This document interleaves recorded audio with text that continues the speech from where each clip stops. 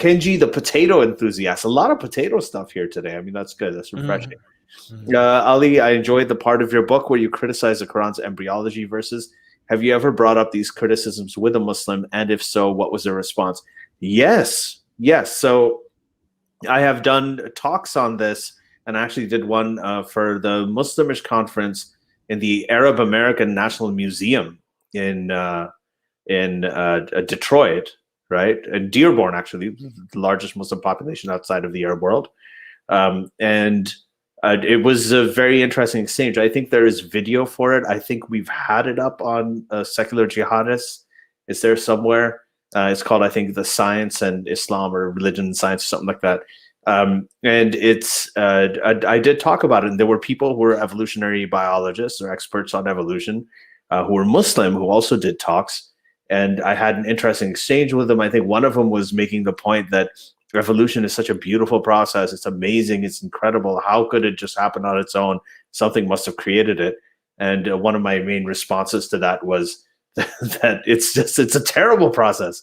It's a very sophisticated process, but it's evil. It's sadistic, right? It's life basically preying on other life to survive. You have to kill living things for your own survival. I mean, that's the whole basis of evolution. And we talked about the embryology verses as well. So it always results in an interesting exchange. And because I do have a medical background, I know a lot about embryology. I think that helps the argument as well. But if you do have anybody who wants to actually discuss this further, I would be happy to do more debates and discussions on this topic. Because the embryology stuff in the Quran is wrong, I have to say. It's wrong. A lot of it. D. Boudreau. Whose book sold more copies? Why There Is No God? Armin's, that's your book, or The Atheist Muslim, which is mine? Just curious. I think it was Armin's. I hate to brag, but I don't think it was mine. It's definitely mine. It's definitely it's an unfair comparison, is because I did the smart thing and I went through publishing it ourselves rather than going through a traditional publisher. I mean, you could tell by the number of reviews here. But people review it more too. But look, let me show you why this is unfair comparison, right? So if you look at my book, Why There Is No God, it has 1,800 ratings, and Ali's has 171 rating. But look at the prices, right? Ali's book, hold on. Right. Ali's book, like the Kindle, is $13. My book, the Kindle, is $2.99. You can't get a price like this if you go with a traditional publisher. So it's not a fair comparison because my book is a lot cheaper, right? So definitely not a fair comparison. But yeah. So and there's by the way, they're both like I push both of them pretty much equally. So by the way, we have been giving out my book for free on Atheist Republic. If you go to Atheist Republic's YouTube channel, if you subscribe to Atheist Republic's newsletter, you get my book for free, the PDF version. So go and subscribe.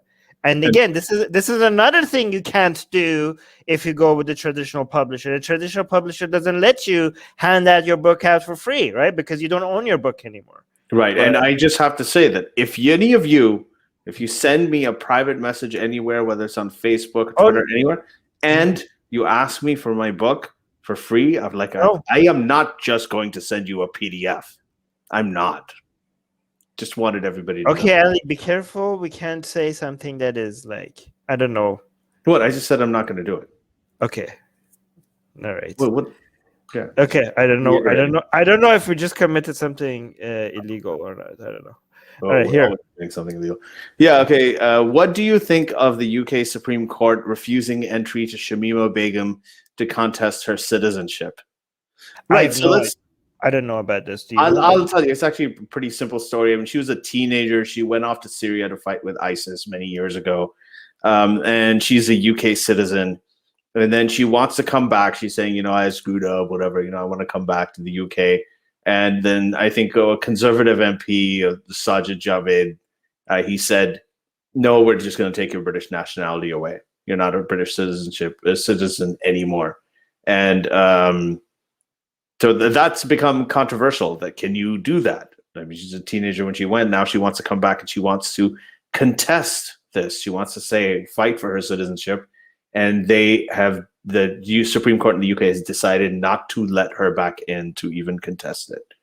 I disagree with the decision. I think that, if you're a citizen of something. Oh wait, that's what we're talking about. Sorry. Yeah. Yes. It's a dumb.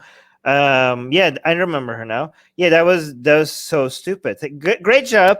Great job, UK. You protected your citizens by devaluing what it means to be a UK citizen. Yay! Right. This one person that was not, if she came to the UK, you could have just arrested her and put her in jail, and she wouldn't have been a security threat to anybody.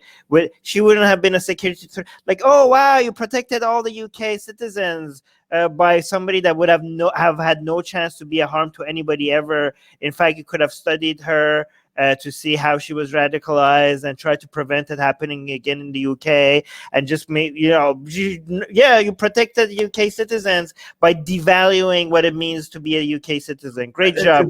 There's another really throwing out 1,000 babies out with the bathwater. But there's another problematic aspect of this. Okay, I'm going to say this. I think, Armin, you're going to totally. I have a feeling you agree with me. Excuse me. Shamima Begum was actually born in the UK, so she's a UK-born British citizen. Okay, so she's born there, and they revoked her British citizenship. Her parents are from Bangladesh and so on. Now, if you have someone who is not of Bangladeshi origin, or who's white and goes off to fight or commits treason or something like that, they don't lose their citizenship. Okay, I'm just saying this. It's like they don't lose their citizenship. And she is. This is kind of there's a two-tiered system that they're doing here, where because she has a Bangladeshi origin, even if she's born in the UK, you can take her citizenship away. But this is just not. I mean, there's a lot of non-brown people who commit rapid fast, please. Yeah, like white people born in the UK who commit egregious crimes, and their citizenship doesn't come into question. Just doesn't happen. Hey guys, if you want to join these streams live, get your comments and questions read by Ali and Armin and the guests, and most importantly, to get full access to the full video versions of all these episodes, become a patron. Link in the description below.